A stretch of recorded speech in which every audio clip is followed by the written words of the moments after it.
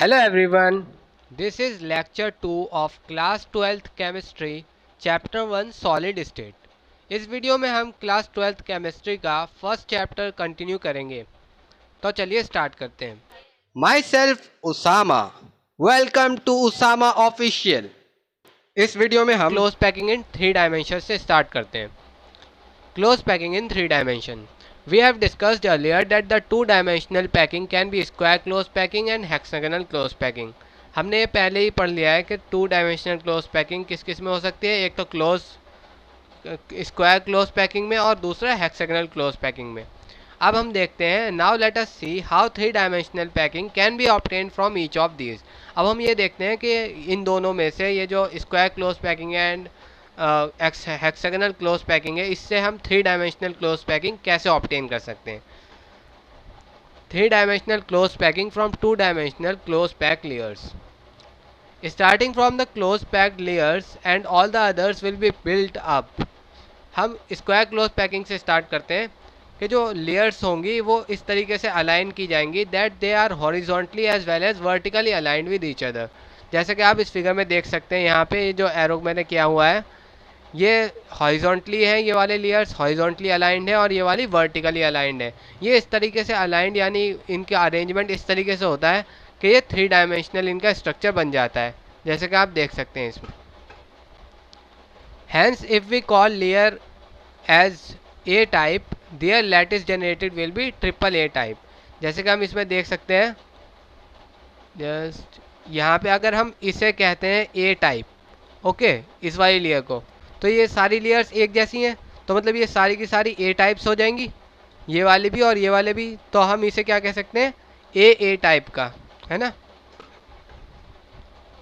This will be a simple cubic lattice and its unit cell will be a primitive cubic unit cell। तो ये एक simple cubic lattice बन जाएगा और इसका जो यूनिट सेल होगा वो एक प्रिमिटिव क्यूबिक यूनिट सेल कहलाएगा। ओके, नेक्स्ट पे चलते हैं। 3-dimensional close packing from 2-dimensional hexagonal close packing। Okay, we have seen that for 2-dimensional close packing a more efficient packing is given by a hexagonal close packing। जैसा कि हमने देखा है कि 2-dimensional close packing में जो हमें efficient packing मिलती है वो hexagonal close packing से मिलती है।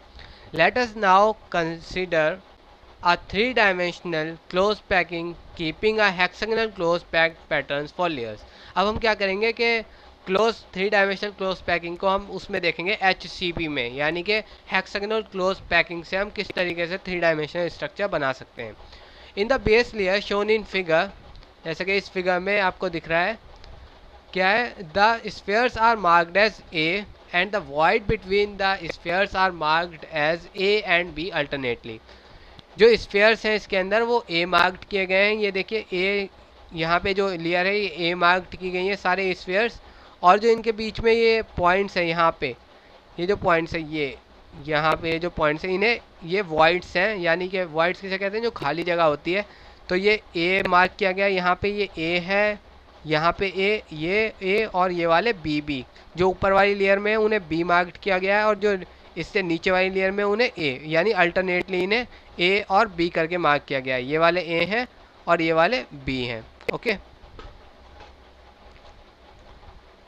Both A and B voids are triangular in shape. देखिए ये जो दोनों वॉइड्स हैं, ये वाला ए वॉइड्स और ये वाला बी वॉइड, ये दोनों के दोनों ट्रायंगुलर शेप में हैं। They differ in the fact that apex of the triangles of void A point downwards, those of voids P, B point upwards। बस ये एक फैक्ट में डिफ़र करते हैं किस चीज़ में, जो इनका शेप है। जैसे कि हम देख सकते हैं दोनों ही ए और बी जो है, ये वाला ए और बी, ये थर्ड लेयर में देखिए आप, यहाँ पे ये जो ए है और बी, ये ए वाले का जो अपेक्स है वो नीचे डाउनवर्ड की तरफ पॉइंट कर रहा है और ये बी वाले का पॉइंट अपवर्ड की तरफ पॉइंट कर रहा है यहाँ पे। When a second layer is placed with its sphere vertically aligned with those in the first layer, its void will come above the voids in the first layer। This is an inefficient way of filling the space। जब second layer को vertically place किया जाएगा first layer के ऊपर, तो जो voids होंगे वो कहाँ पे आ जाएंगे, it's voids will come above the voids in the first layer। जो अगली वाले लेयर के वॉइड्स होंगे वो उसके ऊपर आ जाएंगे, उस वाली वॉइड्स के ऊपर। This is inefficient way of filling the space, और ये बेकार, मतलब कि ये एफिशिएंट वे नहीं है स्पेस को फिल करने की।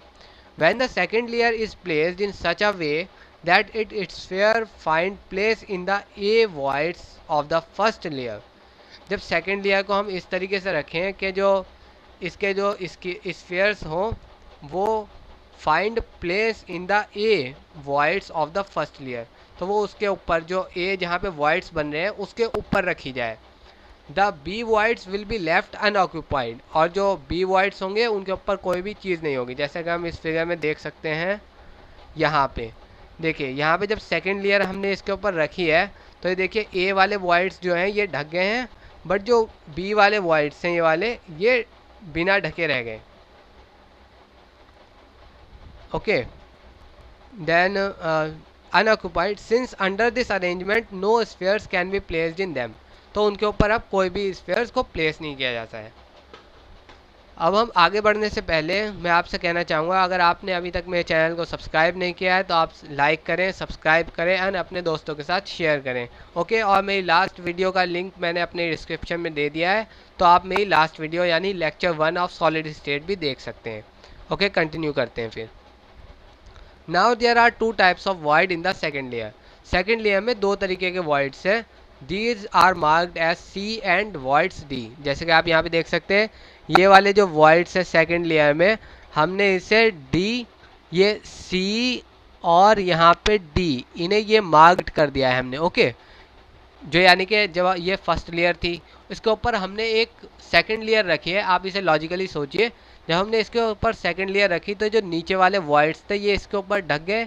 ए वाले जो वॉइड्स थे, ए जो इस लेयर में है, ये इस वाले स्फीयर से दूसरी वाली लेयर से ढक गए हैं, और जो इनके सेकंड लेयर वाले जो थे उसमें ये वॉइड्स देखिए, ये डी और ये वाला वॉइड्स, जो ये तो डी हो गया आपका, और ये सी ये वाला।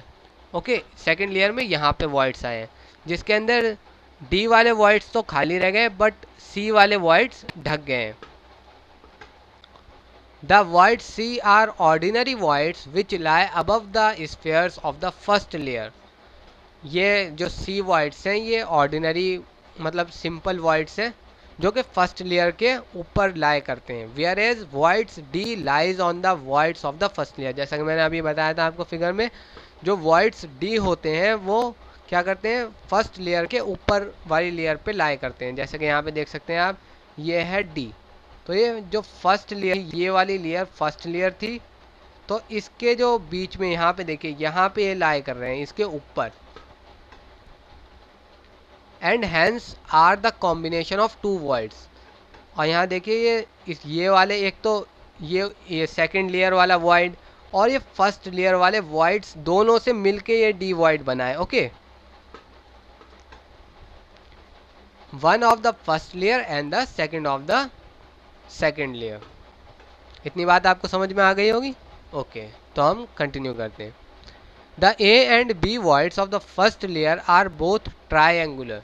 जो ए और बी वॉइड्स हैं दोनों फर्स्ट लेयर के, वो कैसे हैं, ट्रायंगुलर हैं। जैसे कि अभी हम दिखाते हैं आपको, यहाँ पे जो वॉइड्स हैं, यहाँ पे देखिए, एक सेकेंड चेंज कर लूँ कलर इसका।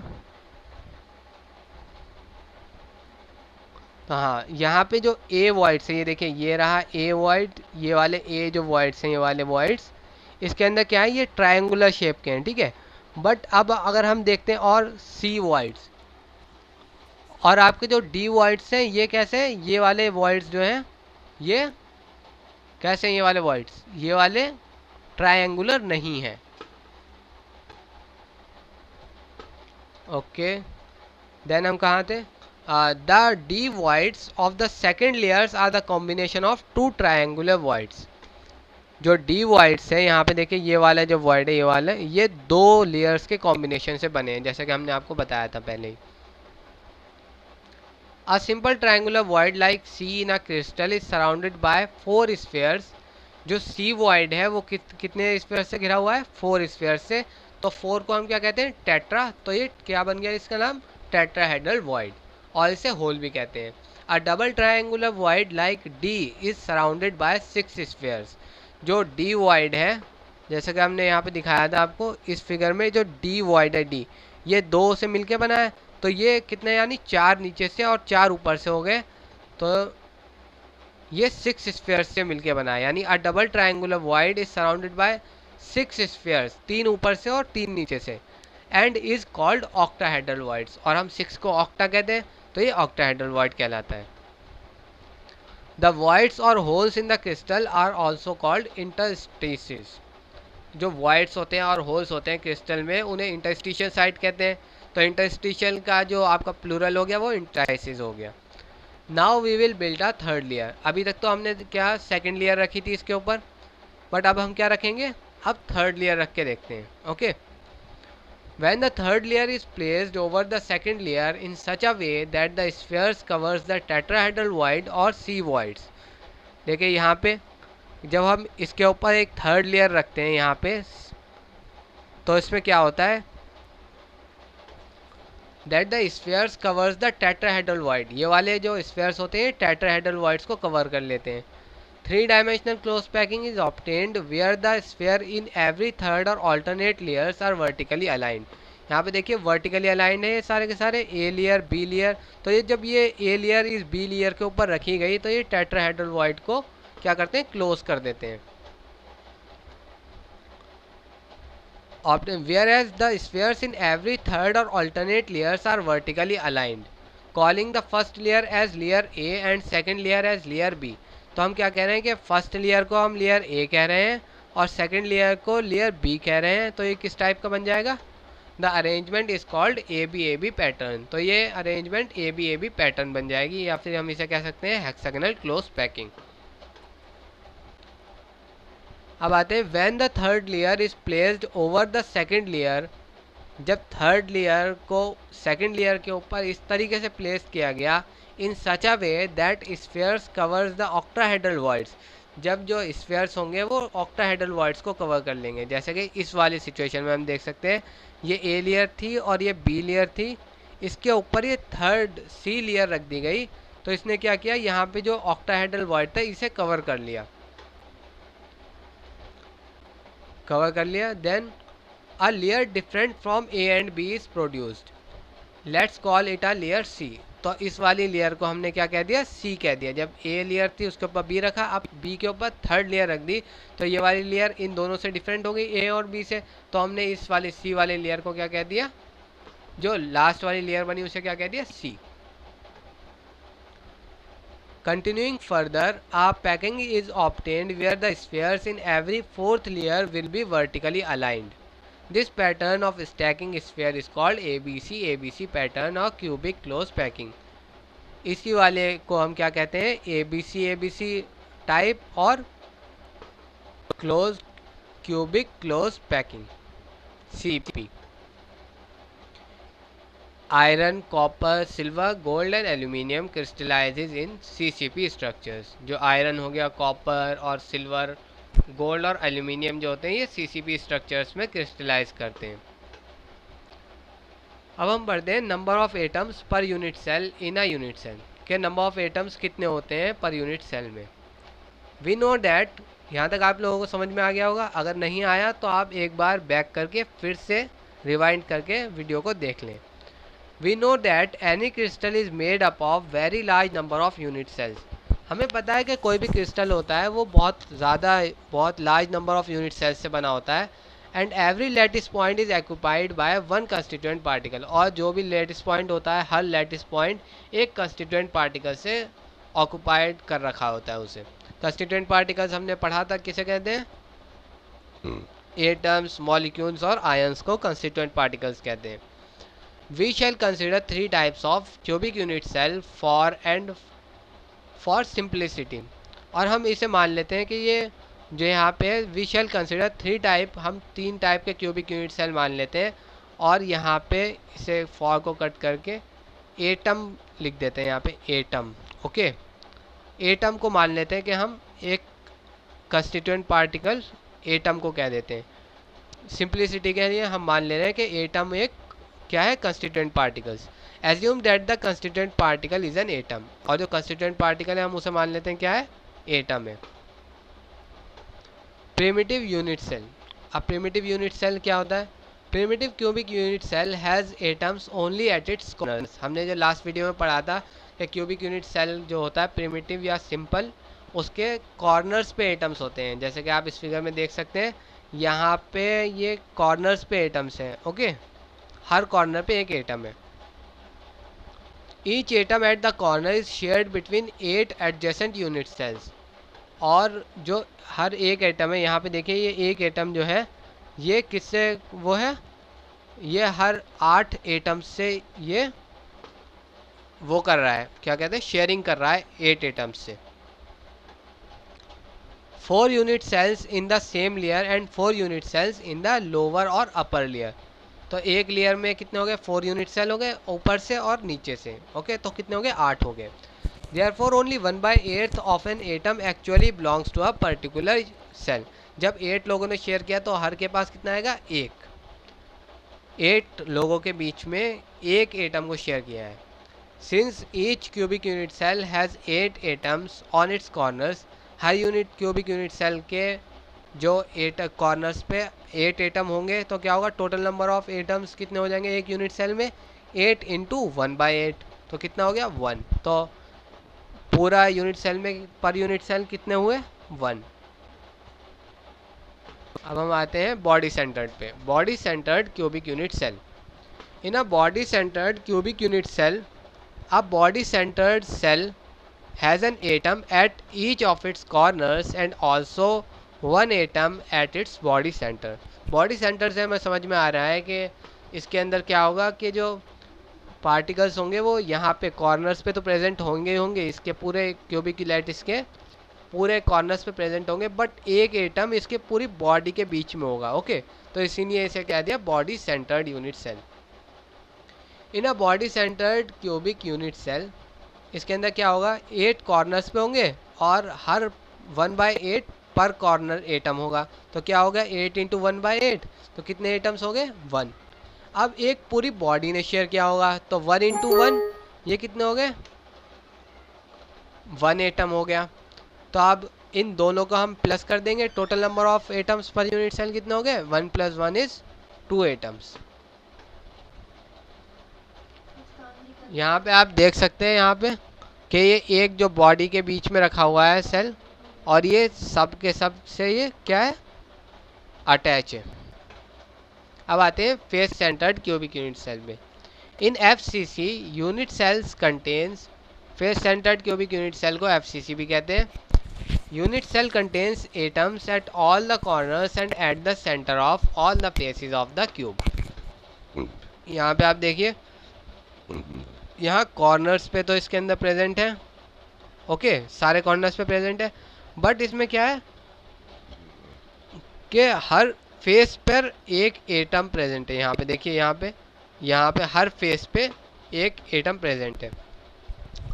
तो सबसे पहले तो वही हो गया, 8 कॉर्नर्स पे एटम्स हो गए, तो हर 1/8 एटम पर यूनिट सेल हो जाएगा। तो 8 इंटू 1/8 कितना हुआ, 1 एटम। अब देखते हैं 6 फेसेस होते हैं। ओके, इसके 6 फेस होते हैं एक क्यूबिक यूनिट सेल के। तो सबके साथ सबने हाफ हाफ शेयर किया, तो 6 इंटू 1/2, तो कितने हो गए एटम्स, 3 एटम्स। तो total number of atoms per unit cell कितने हो गए, 1 + 3 = 4 एटम्स। तो 4 कितने यूनिट सेल्स हो गए इसमें, per unit cell 4 atoms. Packing efficiency. अब पैकिंग एफिशिएंसी क्या होती है, अब हम ये पढ़ते हैं। Packing efficiency is the percentage of total space filled by the particles. Packing efficiency वो परसेंटेज होती है कि जितने पार्टिकल्स ने कितना स्पेस घेरा हुआ है उस क्यूबिक यूनिट सेल के अंदर। Okay, let us calculate the packing efficiency in different type of structure. तो 3 टाइप के स्ट्रक्चर्स अभी जो हमने पढ़े थे, आपके क्या क्या थे, simple cubic, second body centred cubic, and third phase centred cubic. Okay, तो अब हम इन तीनों की पैकिंग एफिशिएंसी के बारे में पढ़ेंगे। तो पैकिंग एफिशिएंसी जो कि सिंपल क्यूबिक यूनिट सेल की होती है, वो क्या होती है, 52.4%। और जो packing efficiency body centred cubic unit cell की होती है वो होती है 68%। ये पैकिंग एफिशिएंसी बहुत इंपॉर्टेंट है, तो इसे आप क्या करेंगे, आप लोग इसे ओरली याद कर लेंगे वो तो, ताकि ये इंट्रेंस एग्ज़ाम्स में भी काफ़ी काम आती है, क्योंकि हम वहाँ पे तो आप कैलकुलेट करेंगे नहीं, इसलिए हम डायरेक्ट याद कर लेते हैं। इसे मेमोराइज़ करना बहुत ज़्यादा ज़रूरी है। Packing efficiency of face centred cubic unit cell की कितनी होती है 74%। तो सबसे कम किसकी हुई? अगर हमारे पास ये आ गया कि अरेंजमेंट बताएं, इस बार तो एमसीक्यू भी आएंगे, तो इसके अंदर ये भी पूछ सकते हैं कि पैकिंग एफिशिएंसी बताओ क्यूबिक यूनिट सेल की, डायरेक्ट 4 ऑप्शन देके। तो सबसे कम क्यूबिक यूनिट सेल की होती है, उससे ज़्यादा बॉडी सेंटर्ड की, फिर उससे सबसे ज़्यादा फेस सेंटर्ड क्यूबिक की। मैं अपनी नेक्स्ट वीडियो में हम इस टॉपिक को डिटेल के अंदर डिस्कस करेंगे, यानी कि हम निकालते कैसे हैं वो पूरा प्रोसेस देखेंगे। Okay.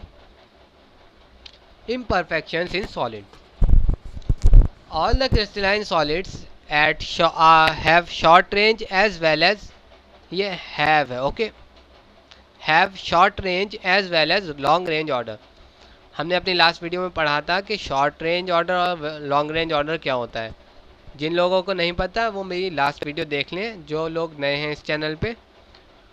As well as long range order in the arrangement of the constituent particles. तो क्रिस्टलाइन सॉलिड्स की क्या होती है, उनके पास शॉर्ट रेंज ऑर्डर होता है और लॉन्ग रेंज ऑर्डर भी होता है कंस्टिट्यूएंट पार्टिकल्स का।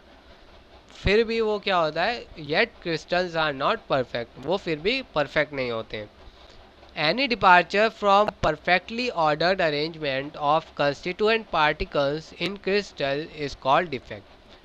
अगर कोई भी डिपार्चर यानी निकल जाना, चले जाना, अगर कोई अरेंजमेंट है यूनिट सेल्स का, अगर उसके अंदर से कोई एटम निकल जाता है या कोई दूसरा एटम, मतलब कोई एटम अपनी जगह से चला जाता है, तो उसके क्या कहते हैं, कंस्टिट्यूएंट पार्टिकल्स को हम अभी एटम मान रहे हैं, तो उस चीज़ को डिफेक्ट कहते हैं।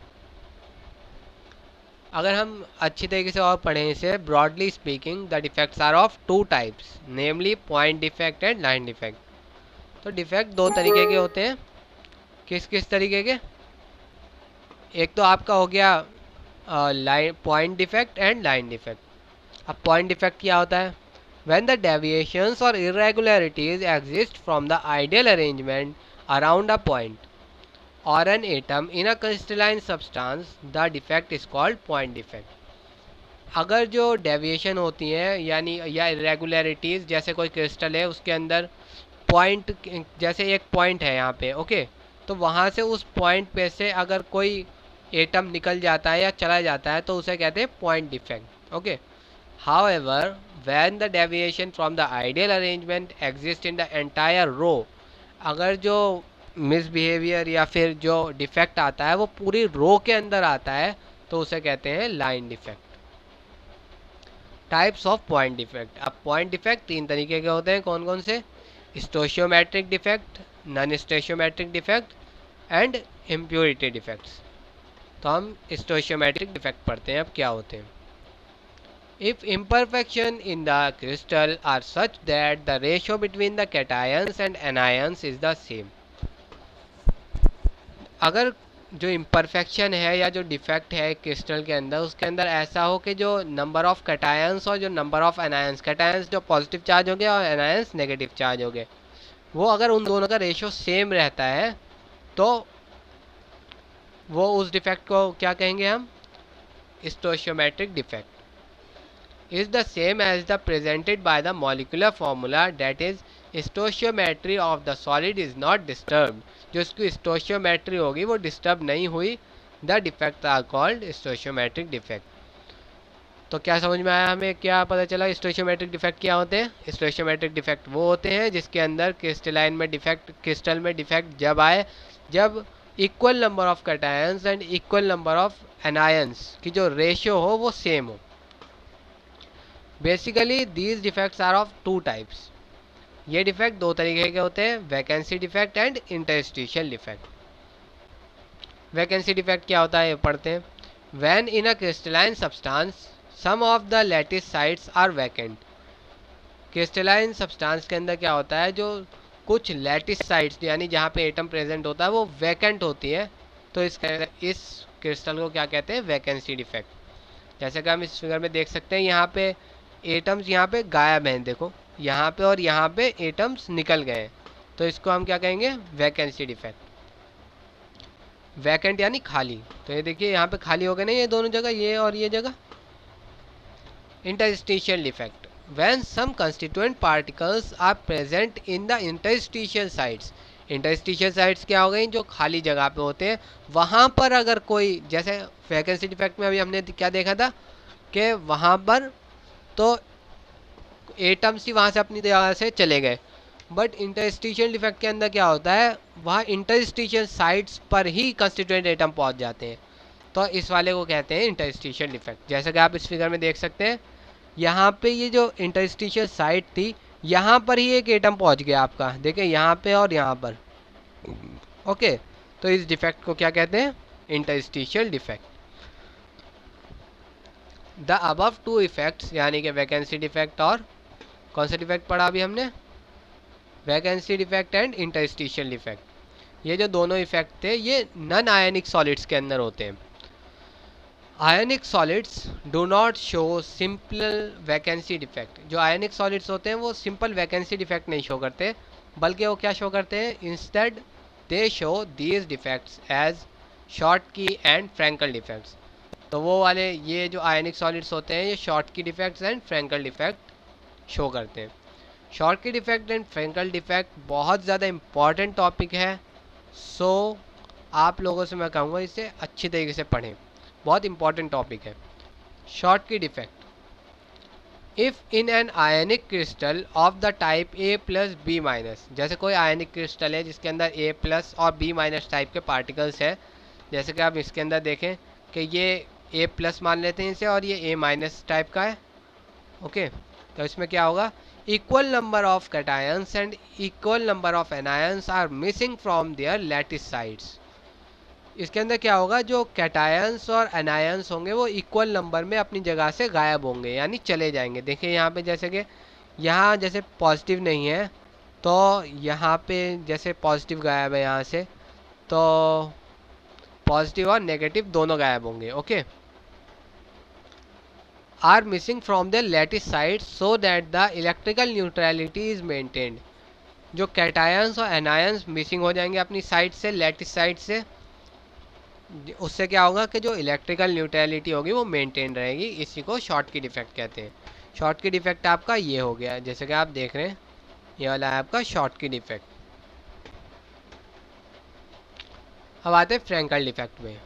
If an ion is missing from its lattice side and it occupies the interstitial side, जो अगर आयन मिसिंग हो अपनी लैटिस साइड से और वो क्या कहाँ पे चला जाए, इंटरस्टिशियल साइट में, जैसे कि हमने इंटरस्टिशियल डिफेक्ट्स में देखा था, electrical neutrality as well as the stoichiometry of the compound are maintain.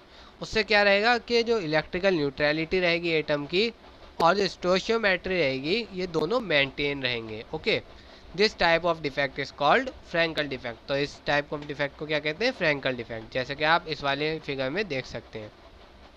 Okay, यहाँ पे शॉर्ट की डिफेक्ट के अंदर ये देखिए यहाँ पर equal number of cations and anions missing है। देखिए यहाँ से अगर नेगेटिव गायब है तो यहाँ से पॉजिटिव गायब है। ओके, और ये हो गया आपका फ्रैंकल डिफेक्ट। यहाँ पर देखिए ये यहाँ पे आ गया है इंटरस्टिशियल साइट में। अब आते हैं main points of difference between short की डिफेक्ट एंड फ्रैंकल डिफेक्ट। अब मेन पॉइंट्स ऑफ डिफरेंस पढ़ लेते हैं हम। ये वाला आपका क्या हो गया, ये वाला फ्रैंकल के, ये हम शॉर्ट की के बारे में बात करेंगे, और इधर वाले के बारे में, राइट हैंड साइड वाले के बारे में हम फ्रैंकल डिफेक्ट के बारे में बात करेंगे। ओके, तो मैं ऐसा करता हूँ अभी लिख देता हूँ इसके ऊपर ताकि आपको पता चले।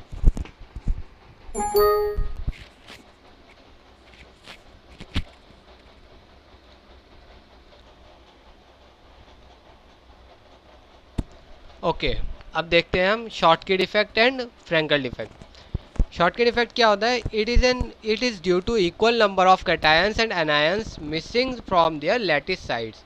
ये किस वजह से होता है, कि जिसके इसमें इक्वल नंबर ऑफ कैटायंस और इक्वल नंबर ऑफ एनायंस अपनी लैटिस साइड से अपनी जगह से हट जाते हैं, चले जाते हैं, निकल जाते हैं। ओके, फ्रैंकल डिफेक्ट में क्या होता है? It is due to the missing of ions from the lattice sides and these occupy the interstitial side.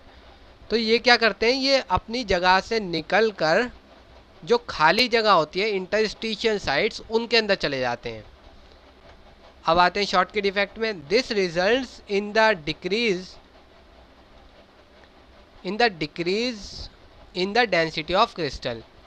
जब यहाँ से equal number of cations and anions चले जाते हैं तो इसके अंदर क्या हो जाता है, क्रिस्टल में डेंसिटी डिक्रीज हो जाती है। बट फ्रैंकल डिफेक्ट में क्या होता है कि इसके अंदर डेंसिटी के ऊपर कोई भी फ़र्क नहीं पड़ता, कोई भी इफेक्ट नहीं होता। अब आते हैं शॉर्ट की डिफेक्ट में। This type of defect is found in highly ionic compound with high coordination number and having cations and anions of similar size. ये जो डिफेक्ट होता है शॉर्ट की डिफेक्ट, ये उन आयनिक कंपाउंड्स में पाया जाता है जिनका हाई कोऑर्डिनेशन नंबर होता है और उनका जो कैटायंस एंड एनायंस के जो साइज होते हैं वो ऑलमोस्ट सिमिलर होते हैं। जैसे कि एग्जांपल हो गया NaCl एंड CsCl। अब आते हैं फ्रैंकल डिफेक्ट में।